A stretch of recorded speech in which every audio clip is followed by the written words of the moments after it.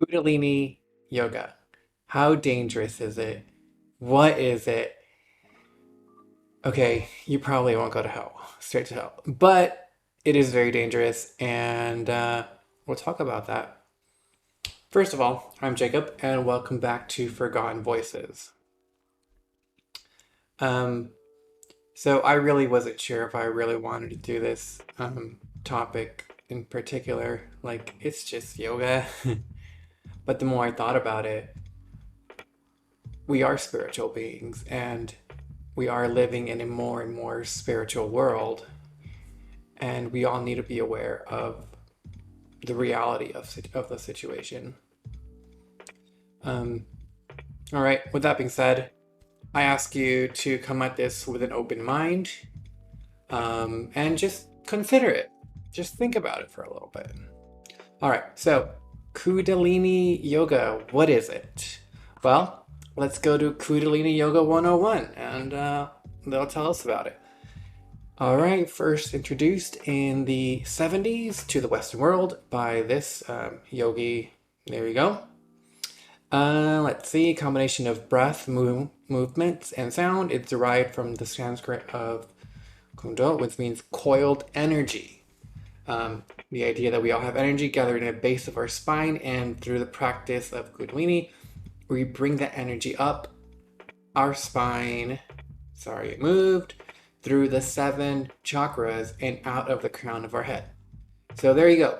This is definitely a spiritual thing. It's not just about being physical stretching or whatever. This is more than that. Let's see. The practice of Kundalini is filled with challenging breath exercise coupled with asanas and meditation. So asanas, I think, is pretty much just poses and stuff. And of course, this is brought to us by our favorite people, celebrities. So if they're doing it, yeah, watch out. All right. So let's just talk about yoga in general. Some other things that is, well, no, first of all, the name yoga is a Hindu teaching about mind, body, and in Sanskrit, the word yoga means to add or to join or to attach in common senses. So this is by Wikipedia, very trusted source, kind of. In Hinduism, yoga is a form of, a meaning of meditation to connect with the divine, a way to develop multifaceted self, mind, body, and spirit. So the word yoga means to unify, to unite, to join, to attach. What exactly are you joining? What exactly are you attaching yourself to? Again, we're all spiritual beings. We are in a very spiritual world. We just don't know it. We can't perceive it that well.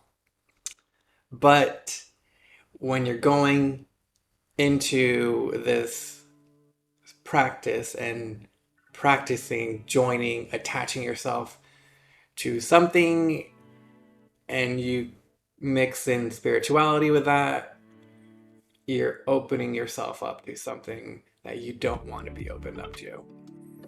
All right, so we talked about chakras. That's just energy. Any of several points of spiritual energy in the human body. The body usually given as 6 in number. The points are personified by gods and released through proper exercise. So yeah, just tying it all together, just definitely something that has to do with energy, that has to do with spirituality. All right, so namaste, everybody says it. I guess when they do yoga, I've never done it. I wouldn't do it. But, so they'll tell you, you can search up namaste and they'll say it's a greeting. But in reality, it's more than a greeting. It's, the reason we use namaste is a deeper spiritual significance. Let's see. The divinity itself, or the God in me, is the same in all. So pretty much you're saying we honor the God in the person we meet. So that's pretty anti-Christian. It's like, we're not gods, we're just people. So there you go. A little more to namaste than we're led to believe. Finally, kundalini means snake. Yeah, a latent female energy believed to be coiled at the base of the spine. It is a system of meditation towards the release of this energy. So there you go. If you want another reason to be suspicious, let's connect. Let's throw the snake in there, right? Let's join the snake and greet each other as gods. This is like pretty crazy. All right. So that's just super basic. Some of the most common used phrases and definitions used in yoga. So I was actually looking up some of the poses for yoga. This one, I mean, just the name caught me off guard. It's the corpse phrase. I mean, if you're trying to be healthy and stuff, I don't know why you would call it a corpse pose, but really that's all I really could find for that one, but it just called my attention. All right, so moving on to different poses. We all know the downward dog, right? That's like the quintessential yoga. The downward dog, the most popular one. Pretty much this article says, where did we get that from? Well, apparently dogs do it. And what are they trying to communicate when dogs do this practice, right? In the dog world, it's a universal signal for let's play. All right. Remember, open mind. You go into this place and you're practicing unity or to attach to something, right? And you're in a spiritual realm and you start one of the very first poses you do is this downward dog. And what do you say with this? Let's play. Not a very good start to any kind of anything, really. This next pose is interesting. Seated compass pose, referred to as that one. Yeah, crazy. Is expansion of the yoga posture with powerful energetic effects. Pretty much just going off about this energy and mysticism and spirituality of it all.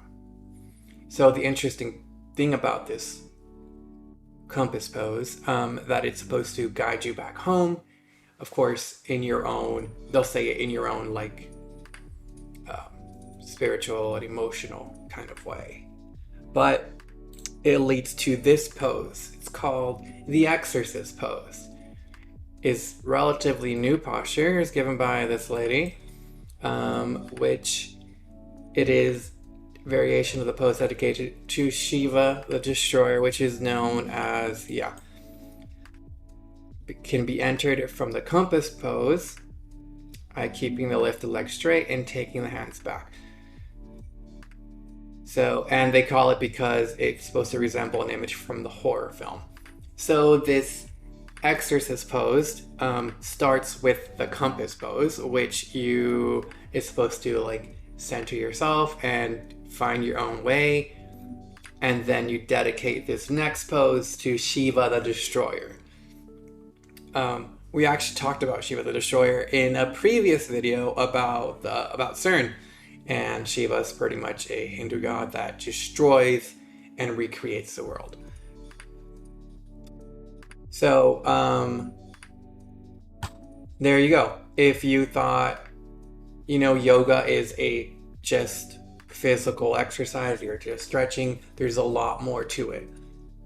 You're entering a spiritual place. You're putting yourself in a spiritual mindset, and you're doing all these poses, which, like the website said, is a universal signal to let's play. You don't want to do that, especially if you're putting yourself into a compromised state of mind, because demons and stuff, they don't need much to see an opportunity, to see an open door.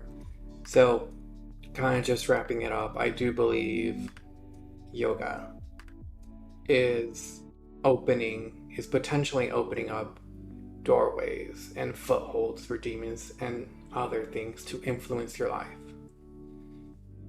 So just be very careful. Just think about this thing.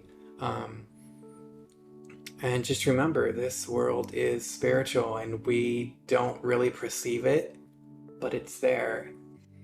And yeah, just be careful. Leave a like. Okay, bye.